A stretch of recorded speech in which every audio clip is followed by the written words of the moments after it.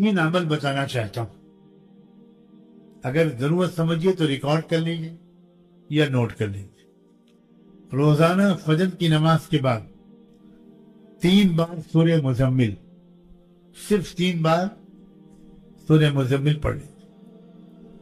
اور یہ دعا مانگیے کہ بیت المقدس سے لے کر ہمارے ملک تک اے اللہ ہر جگہ پورے عالم میں انصاف اور امن قائم کر دیجیے. دوسرا عمل 2 رکعت صلاۃ الحاجت پڑھیں. 2 رکعت نفل پڑھیے صلاۃ الحاجت کی نیت سے، جس وقت میں بھی آپ پڑھنا چاہیں.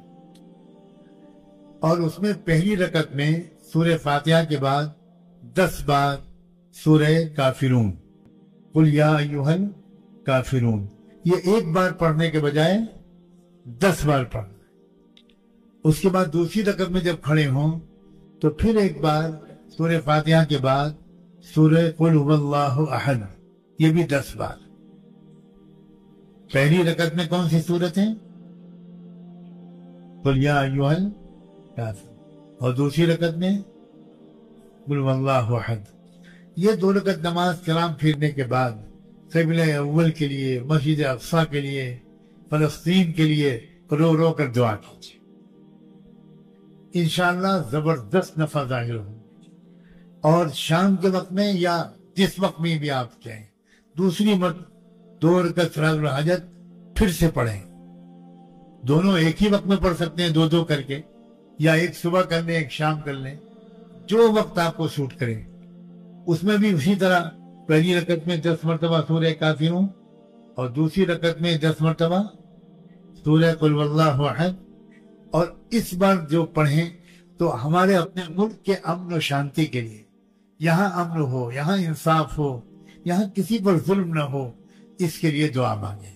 تو ایک صلاۃ الحاجت ہے وہاں کے لیے اور ایک ہے یہاں کے لیے. یہ شروع کر دیں آج ہی رات سے انشاءاللہ.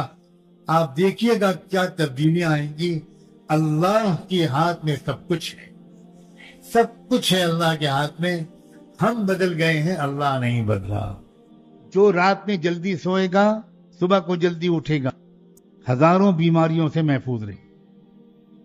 جو رات میں جلدی سوئے گا صبح جلدی اٹھے گا، اس کی روزی میں بے پناہ برکت ہوگی. ہماری زندگی بہت غیر مرتب ہے دوست، بہت غیر مرتب. تھوڑے دن انسان کو ذرا دقت پیش آتی ہے. آپ اچانک رات میں 10 بجے سونا شروع کریں تو پہلے ہی دن مشکل ہوگا. عادت ہے 12-1 بجے کے بعد لیٹنے کی، اور پہلے ہی دن یہ ہو جائے کہ بھئی کھانا 8-8:30 بجے کھا لیا، عشاء سے پہلے کھانا کھا لیا، عشاء کے بعد 1-8 گھنٹہ، اس کے بعد آرام، بس. تو یہ پہلے دن بہت مشکل ہوگا. سب سے پہلے تو گھر والوں کی سمجھ میں نہیں آئے گا کہ یہ کیا ہوا. اور پہلے ہی دن آپ اگر ہار گئے تو ختم. صبح کو جلدی مناسب وقت پر اٹھنا رات میں جلدی سوئے بغیر ممکن نہیں، بالکل ممکن نہیں. اور صحت، روزی اور دین تینوں کا دار و مدار رات میں جلدی سونے اور صبح اٹھنے پر ہے. روزی اور صحت اور دین. جو رات میں جلدی سوئے گا صبح کو جلدی اٹھے گا، ہزاروں بیماریوں سے محفوظ رہے. جو رات میں جلدی سوئے گا صبح جلدی اٹھے گا، اس کی روزی میں بے پناہ برکت ہوگی. اس لیے ہمارے بڑے ہم کو یہ بتاتے ہیں کہ تم سب پریشان ہو اس کے لیے کہ تم اپنی نمازوں میں دھیان نہیں پاتے ہو. ہر شخص اسی کا رونا روتا ہے. اس کی ترکیب یہ ہے کہ تم اپنے مشغلوں سے اٹھ کر ایک دم سے نماز میں کھڑے ہو جاتے ہو. اذان کے بعد بھاگتے ہوئے آتے ہو اپنے دفتر سے، اپنی دکان سے. اور اب تو اس زمانے میں تو گویا مسجد کے دروازے تک، وضو خانے تک موبائل سے بات کرتے ہوئے آتے ہو. اور اس کے بعد ایک دم سے نماز کے لیے کھڑے ہو جاتے ہو تو تمہارا دماغ انہی خیالوں میں کیسے الجھا نہیں رہے گا جس میں تم ابھی تک مشغول تھے. اس لیے ذرا اور تھوڑی سی اور کوشش کرو کہ نماز کے لیے کھڑے ہونے سے پہلے تھوڑا سا اللہ کا ذکر کر لیا کرو، تھوڑی دعا مانگ لیا کرو. اے اللہ اب میں نماز کے لیے کھڑا ہونے والا ہوں، اللہ اب میں نماز کے لیے کھڑا ہونے والی ہوں.